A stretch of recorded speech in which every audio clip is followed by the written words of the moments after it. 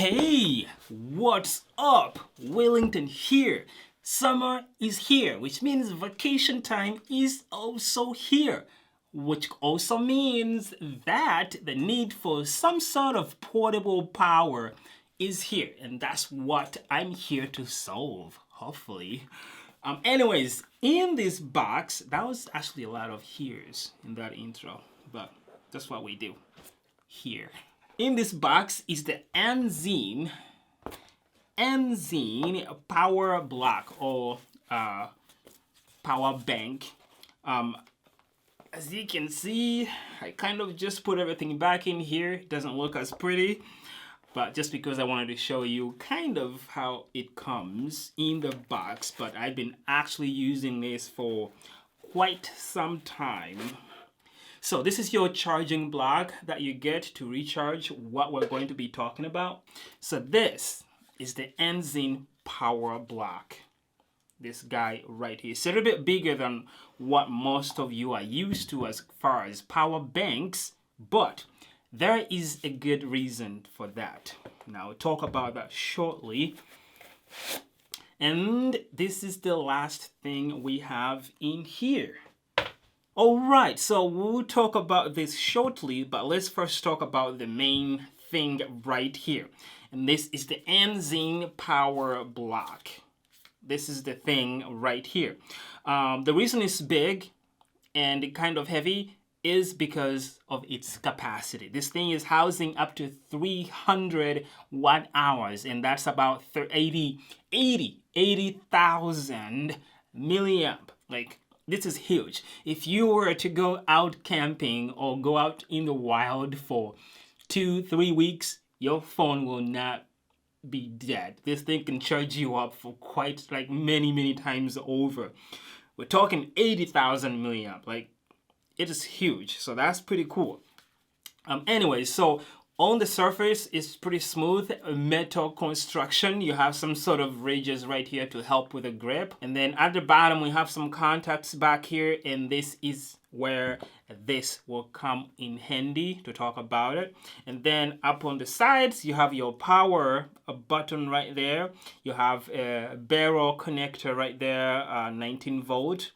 And then you have a USB-C 5 volt 3 amp, 5 volt 3 amp USB-A right there. I believe that's like 15 watts output for both of those. And this thing is also built like a tank. It's IP68 rated, which means it's completely waterproof, and it's also has all sorts of protection like overcharge, undercharge. The cells used have like fire and heat monitoring systems, so it's not easily going to be catching on fire on you. Like, it has all sorts of protections because it's built to be taken out in the wild no matter what the conditions might be. Like, this thing is built like a tank. It can withstand up to 1,000 pounds and it won't crash it. Like, dang, like this is a beast right here. Okay, so let's talk about this guy though. So this is cool. Depending on what kit you get, they have different sorts of kits. This is the DC kit, which means it has mostly the DC outputs. Like you can see, you can get an AC kit, I believe. I don't know what the names are, but you get the point. AC, you get 110 or 120 sine wave power, like out of here, depending on what attachment or what kind of kit you got. You know what I mean? They also have like a mobility kit where you can attach it to your bike, like electric bike or scooter or whatever, and it powers it just like that. So it is pretty cool. Anyway, so this kit right here, how does it attach? Literally, it has all the guides right there, and it just attaches just like that. So that just extends these ports that you had here, just a few of them. Now they're extended to all of this. And what do you get?